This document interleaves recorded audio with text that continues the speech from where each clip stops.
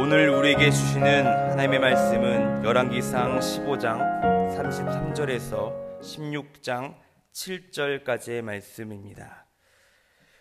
유다의 아사왕 셋째 해에 아이야의 아들 바아사가 디르사에서 모든 이스라엘 왕이 되어 24년 동안 다스리니라.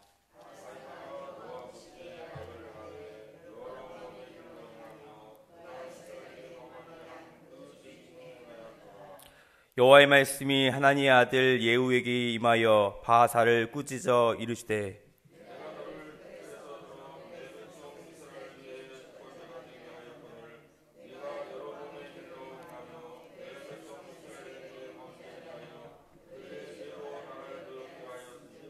내가 너 바아사와 내 집 쓸어내려 내 집 느밧의 아들 여로보암의 집같이 되게 하리니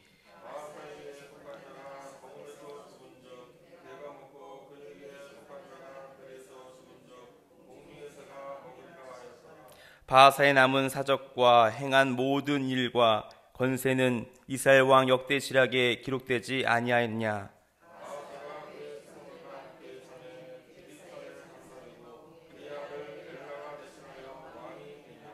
여호와의 말씀이 하나니의 아들 선지자 예후에게도 임하여 바아사 그의 집을 꾸짖음은 그가 여로보암 집과 같이 여호와 보시기에 모든 악을 행하며 그의 손의 행위로 여호와를 노엽게 하였으며 또 그의 집을 쳤음이더라. 아멘. 오늘로 주께서 허락하신 그 말씀의 은혜가 하나님의 존전에 나오신 우리 소망의 성도님들에게 가득하시길 소원합니다. 우리는 이 땅을 살아가면서 수많은 죄를 짓고 살아가게 됩니다. 어제 우리가 주일 오후 예배를 다 마치고 이 문 밖에 나가는 동시에 우리는 죄를 짓게 되고요. 또한 이 새벽전에 나오는 이 사이에도 우리가 생각으로 얼마나 큰 죄를 짓는지 알지 못합니다. 또한 이 기도의 시간을 통하여 성령 충만함을 받을지라도 우리가 또 돌아서면은 죄를 지을 수밖에 없는 우리는 연약한 인간이라는 것이지요. 죄를 짓고 안 짓고 살아갈 수 있으면 얼마나 좋을까요? 날마다 하나님의 기쁨으로 살아갈 수 있으면 얼마나 좋을까요? 하지만 우리들은 이 땅을 살아가면서 이 죄에 대해서 자유로울 수 없다라는 것이죠. 왜냐하면 우리 안에는 아직 해결되지 않는 이 죄성이 남아있기 때문입니다. 그래서 사도 바울도 로마서에 보면 이러한 고백을 하게 되죠. 오라 나는 공고한 사람이로다. 이 사망의 몸에서 누가 나를 건져내랴. 우리 주 예수 그리스도를 말미암아 하나님께 감사하리로다. 그런즉 내 자신이 마음으로는 하나님의 법을 육신으로는 죄의 법을 섬기노라. 이 원죄를 갖고 태어난 우리 모든 인간은 이 세상을 살아가면서 이 죄와 끊임없이 싸워나갈 수 없다라는 것입니다. 사망의 그 권세를 잊고 살아갈 수밖에 없다라는 것이죠. 하지만 그 예수 그리스도의 피가 우리의 모든 죄를 사하셨고 그 보혈의 공로로 말미암아 우리는 참 자유를 얻게 된다는 것을 여러분 믿으시길 바랍니다. 그럼에도 불구하고요, 우리 믿는 하나님의 백성일지라도 여전히 우리가 하나님의 나라 가는 그 순간까지 이 육신의 정욕, 안목의 정욕, 이 이생의 자랑을 우리 안에 끊임없이 올라오는 이 죄성과 싸워 나가야 한다는 것입니다. 그렇다면 이 죄악의 길에서 이 벗어나 어떻게 하면 우리가 은혜의 길로 나아갈까요? 첫 번째, 하나님의 크신 은혜를 깨닫는 저와 여러분들의 삶이 되시길 바랍니다. 북이스라엘 초대왕으로 여로보암이 세워진 후에 이 여로보암은요, 금송아지를 세우고 우상을 숭배하게 됩니다. 하나님 앞에 범죄를 범하게 됐죠.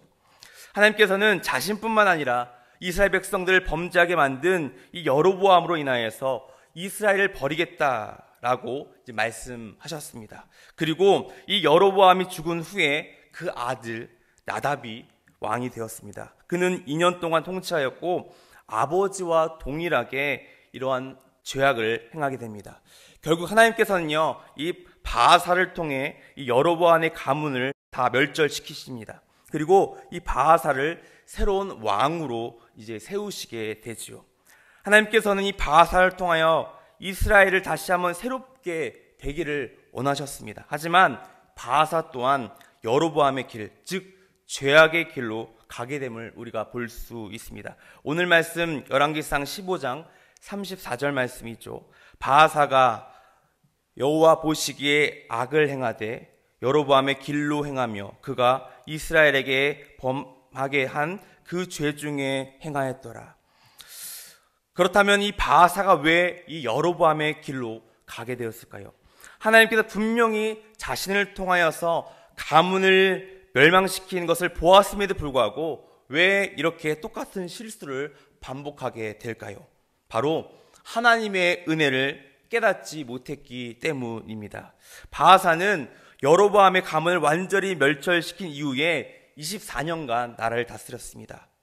이 강력한 왕권을 가지게 되었던 것이죠. 이렇게 힘과 권력을 가지게 되면 자신도 모르게 내 자신이 교만해짐을 우리가 볼 수 있습니다. 내 의와 내 공로로 말미암아 어느 순간 하나님께 영광을 돌리는 것이 아니라 바로 내 자신이 높아지는 그러한 모습을 보게 됩니다. 지금 바하사는 자신이 어떠한 존재이며 또 어떻게 그 자리에 섰는지 깨닫지 못하고 있다는 것입니다. 무엇을 통해 알 수 있을까요? 2절 말씀입니다. 내가 너를 티끌에서 들어 내 백성 이스라엘 위에 주권자가 되게 하였거늘 내가 여로보암의 길로 행하며 내 백성 이스라엘에게 범죄하게 하여 그들의 죄로 나를 누욕게 하였은즉. 하나님께서 예후 선지자를 통하여 바하사를 이제 꾸짖게 되십니다. 바하사는 원래 어떤 존재였습니까? 위에 말씀 보니까 티끌과 같은 존재다. 티끌처럼 너무나 흔하고 무가치한 존재였던 것을 우리가 알 수 있습니다. 하지만 하나님께서는 그 연약한 바하사를 들어 쓰셔서 이스라엘의 왕으로 세우셨습니다. 하나님의 은혜로 말미암아 이 왕으로 세움으로 받았음에도 불구하고 바하사는 그 은혜를 깨닫지 못하고 자신의 마음대로 죄악 가운데 감을 우리가 말씀을 통해 볼 수 있습니다. 여러분, 우리의 삶도 마찬가지입니다. 하나님께서 우리를 죄악 가운데 건져내 주셨습니다. 죽을 수밖에 없고 소망 없는 우리들을 예수 그리스도의 보혈로 우리를 살리셨고 우리를 구원해 주셨습니다. 왕 같은 제사장으로 거룩한 나라로 우리를 세워 주셨습니다. 그럼에도 불구하고 우리는요, 자신의 멋대로 우리의 마음대로 그 은혜를 깨닫지 못하고 내 힘과 내 노력으로 내 인생이 내가 주인이 되어서 살아가고 있음을 우리가 고백하게 됩니다. 사랑하는 성도님들, 이 모든 것이 하나님의 은혜임을 깨달으시고 내가 누렸던 이 모든 것이 전적인 하나님의 은혜를 기억하시면서 겸손하게 주를 위해 살아가시는 저와 여러분들의 삶이 되시길 간절히 바랍니다. 두 번째, 죄악된 길에서 벗어나 어떻게 은혜의 길로 나가려면 어떻게 할까요? 바로 하나님의 말씀에 온전히 순종해야 됨을 여러분 믿으시길 바랍니다. 건강한 신앙인이 되기 위해서는요, 우리들에게는 훈련이 필요합니다. 많은 그리스도인들이 예수님의 제자로 살아가기를 원합니다. 그런데 그 예수님의 제자로 살기 원하는 마음으로는 절대 제자가 될 수 없다라는 것입니다. 제자가 되기 위해서는요, 반드시 이 훈련의 과정이 거쳐야 된다는 것입니다. 순종도 마찬가지입니다. 여러분, 순종도 훈련이라는 것을 여러분 믿으시길 바랍니다. 하나님께서는요, 이스라엘 백성들에게 항상 강조하셨던 말씀이 있으셨습니다. 그것은 하나님의 말씀에 순종하면 너의 가문과 너의 나라를 축복하시겠다라고 반복하여서 말씀하셨습니다. 그런데 하나님의 말씀에 순종하기 위해서는 여러분 무엇이 필요합니까? 그러기 위해서는 먼저 하나님의 말씀을 깨달아야 함을 여러분 믿으시기를 바랍니다. 하나님의 말씀이 내게 임하고 그 하나님의 말씀을 보고 듣는 가운데 나에게 주신 이 레마의 말씀을 깨달아야 한다라는 것입니다. 그 외에 무엇이 필요합니까? 바로 그 내게 주어진 말씀에 순종하는 믿음이 필요함을 여러분 믿으시길 바랍니다. 이 믿음의 순종을 통하여 하나님의 축복의 길로 나아갈 수 있게 된다는 것이죠. 오늘 본문에서 악한 길로 가는 이 바하사를 선지자 예후를 통하여 꾸짖는 장면을 보게 되죠.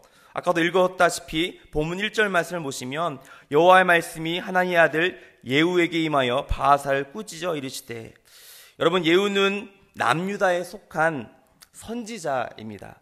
지금 남과 북이 평화로운 상태가 아니라 지금 분열된 상태, 전쟁이 일어날 수밖에 없는 이런 좋지 않은 이런 상황입니다.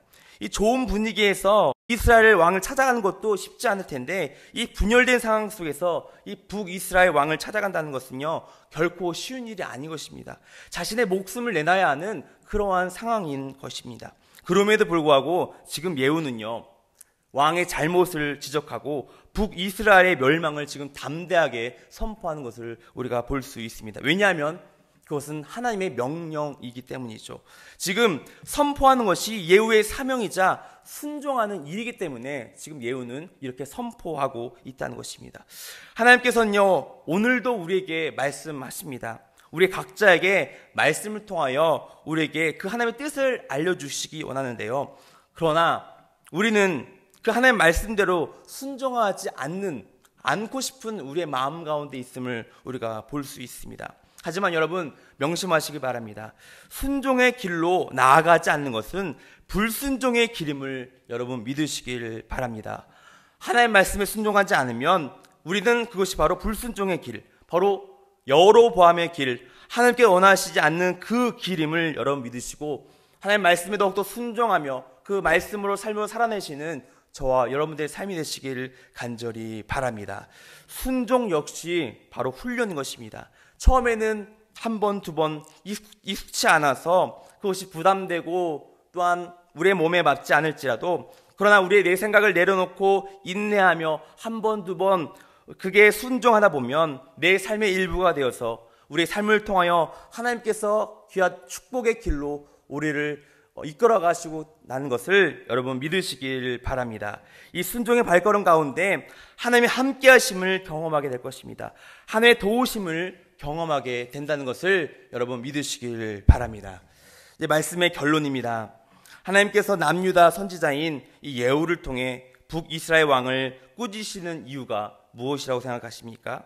하나님께서는요, 이 남유다뿐만 아니라 북이스라엘도 사랑하기 때문입니다. 북이스라엘도 결코 포기하지 않으시는 그 하나님의 마음이 드러나 있다는 것입니다. 왜 부모가 이제 자녀를 꾸짖습니까?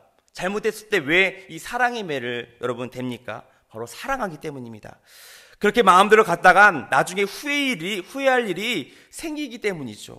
자녀의 미래를 알지 못하는 부모 역시도 이렇게 사랑하기 때문에 꾸짖는데, 하물며 우리의 과거와 현재와 미래를 다 아신 하나님께서 우리를 얼마나 사랑하시고 또한 우리가 어떻게 될 것이 너무나 잘 아시는 그 분이시기에 우리 하나님께서는요, 우리를 인생의 막대기로 꾸짖으실 때가 있음을 여러분 믿으시길 바랍니다.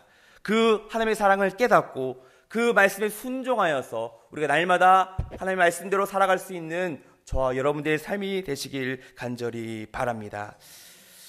오늘 말씀을 통하여 여러분 무엇을 깨달으셨습니까? 여러분은 어떠한 길로 가고 계십니까? 여로보암의 길로 가고 계십니까? 아니면 예수 그리스도의 그 축복의 길로 가고 계십니까? 오늘 말씀을 통하여 하나님의 그 크신 사랑을 깨닫고 다시금 이 순종의 길로 나아갈 수 있는, 하나님께서 예비하신 그 축복의 길로 나아갈 수 있는 저와 여러분들의 삶이 되시길 간절히 기원합니다.